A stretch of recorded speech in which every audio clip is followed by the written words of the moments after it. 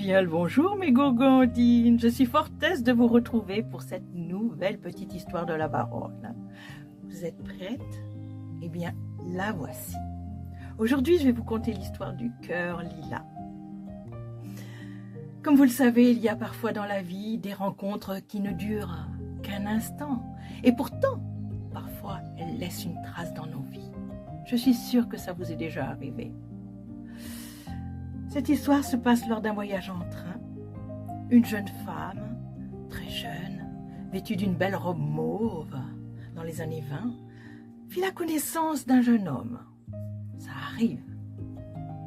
Ils échangèrent quelques mots, puis des sourires, et bientôt finir des rires.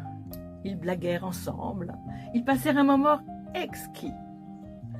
Rien de prévu, rien de promis, juste une parenthèse hors du temps. Non, ce n'était pas une histoire d'amour, il faut le dire. Mais bon, juste une petite parenthèse. Mais voilà, le voyage touche à sa fin.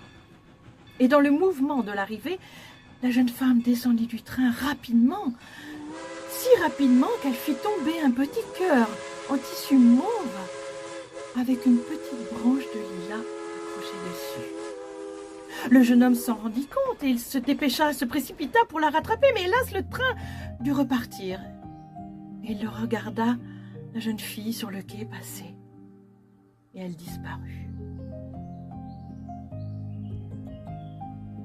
Et il ne lui resta plus que ce petit cœur,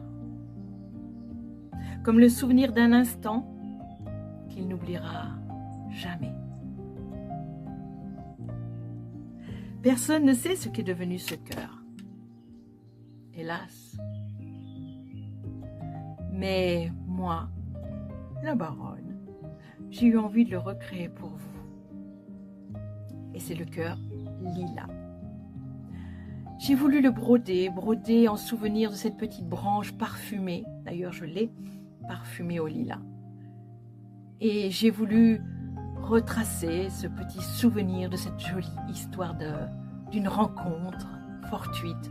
Ça arrive à tout le monde. Alors vous allez me dire, ce n'est pas une histoire moderne. Certes, mes gourgandines, mais le train existe toujours et parfois on fait de drôles de rencontres dans les trains. Je suis sûre que c'est arrivé à certains d'entre vous. Alors, si l'histoire de ce cœur lilas vous a touché, mes gourgandines, où savez-vous le trouver? Dans ma petite échoppe, aux Folies de la Baronne. Comme d'habitude, vous aurez le lien en description.